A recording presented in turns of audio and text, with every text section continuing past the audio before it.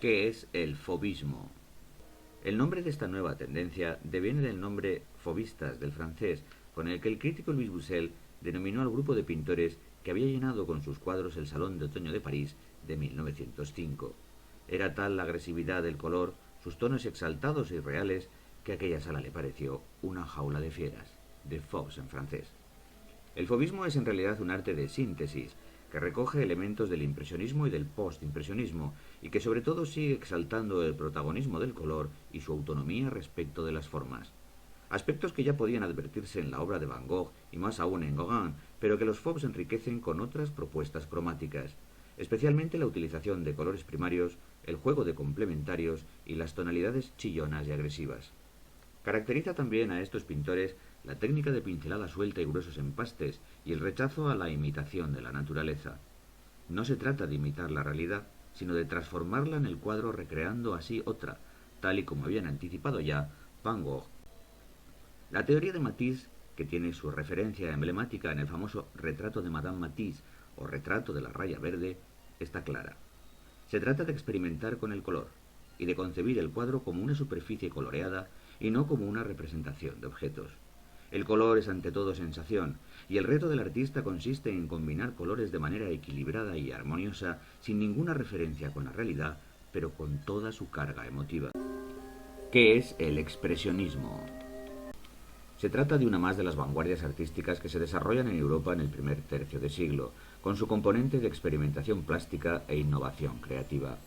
Los expresionistas dan prioridad a la plasmación en imágenes de los estados de ánimo y, por tanto, de la vida interior del artista, normalmente en un tono patético que tiende a denunciar las carencias de la sociedad y la angustia ante la vida. El recurso expresivo para que esa denuncia sea realmente impactante en el espectador será la distorsión de la realidad, deformándola hasta extremos a veces grotescos. Tanto es así que no importa introducir en el cuadro la fealdad como elemento artístico con tal de acentuar su fuerza expresiva. Los orígenes de esta tendencia se encuentran frecuentemente en la historia del arte, si bien el expresionismo exagerado, con una intención de exteriorizar el mundo interior y la denuncia social, tendría como primeros heraldos las pinturas negras de Goya y una gran parte de la obra de Van Gogh. Una referencia mucho más cercana al expresionismo como vanguardia se encuentra no obstante en la obra del pintor noruego Edvard Munch, que ya utiliza la distorsión de las formas y la irrealidad del color para potenciar la fuerza expresiva de sus figuras, que adquieren habitualmente un carácter dramático de desesperación vital. ¿Qué es el cubismo? Es un movimiento que está íntimamente ligado a la figura de Pablo Picasso, que es quien da a conocer el nuevo estilo a partir de una obra que se convertirá en el manifiesto de esta nueva tendencia, Las señoritas de Avignon. A Picasso le seguirán otros autores, pero especialmente Georges Braque, que rivalizará con Picasso en la evolución y difusión del cubismo. La tesis fundamental del cubismo es lo opuesto a las teorías de impresionistas y fauvistas, para los que privaba el valor cromático por encima de la valoración de las formas, y para quienes la realidad se apoyaba esencialmente en una apreciación visual de las cosas. De ahí que defendieran la idea de que los objetos y figuras varían según cómo incide la luz en ellas.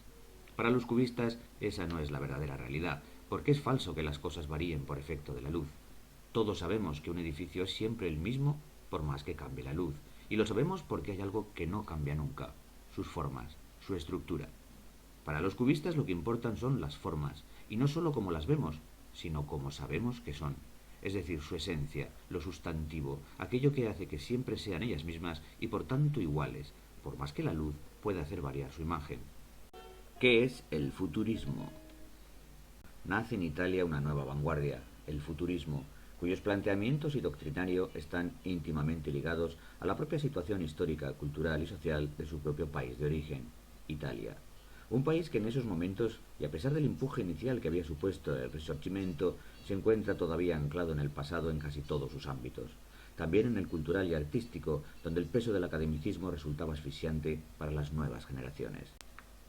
El futurismo, por tanto, defenderá con entusiasmo los símbolos de la era moderna: el automóvil, los grandes transatlánticos, las motos de cilindrada, las locomotoras, los tranvías, todo aquello además que lleve implícita la dinamicidad, la agitación, la velocidad, el peligro, la energía, la temeridad, porque hay que acabar definitivamente con la pasividad, porque el futuro es juventud y porque la juventud es sinónimo de movimiento. ¿Qué es el surrealismo?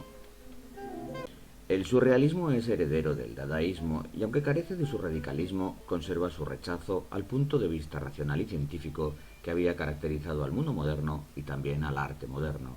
Conserva su defensa de la libertad plena en el proceso creador y en este sentido resultaron determinantes en su formación los descubrimientos de Sigmund Freud sobre el subconsciente, desarrollados precisamente en aquellos años de consolidación del grupo surrealista. El psicoanálisis venía a demostrar que sólo actuamos verdaderamente libres cuando liberamos la mente, cuando abandonamos la conciencia y la razón, es decir, durante el sueño o en la vigilia, cuando liberamos el subconsciente. El proceso creador sigue este mismo camino y se trata por ello de generar la obra artística a través del subconsciente, bien por medio de la creación automática o bien estimulando nuestra fantasía desde el mundo de los sueños, prodigando así un arte de imágenes oníricas y de imaginación y fantasía desbordante que recrea así un entorno ajeno a la realidad consciente, pero lleno de signos y referencias de nuestro yo interior.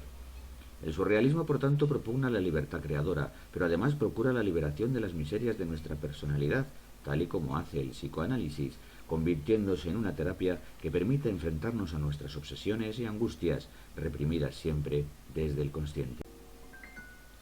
¿Qué es la abstracción pictórica? Plástica autónoma que podía vivir de sus propios valores, color, luz, composición, formas. No obstante, faltaba dar un último paso, porque cubismo y futurismo aún se amparaban en un fundamento figurativo, aunque de forma distorsionada. El momento decisivo lo protagonizan una serie de pintores que aportan un carácter un tanto místico y visionario al trabajo pictórico, tales como Vasily Kandinsky en primer término y posteriormente autores como Casimir Malevich o Piet Mondrian, que en aras de un arte fundamentalmente espiritual y profundo se aventuran a negar definitivamente la referencia imitativa en el arte y a convertirlo en un mundo ajeno a nuestra realidad, un mundo simplemente plástico, un universo nada más que de colores y formas. Se trata, por tanto, de otro movimiento de vanguardia, porque en sus inicios responde perfectamente a los principios de experimentación plástica e innovación artística que les caracteriza a todos ellos. Se suele decir que la pintura consigue así acercarse más que nunca a la máxima expresión del arte y la creación humana, la música, porque lo mismo que las notas musicales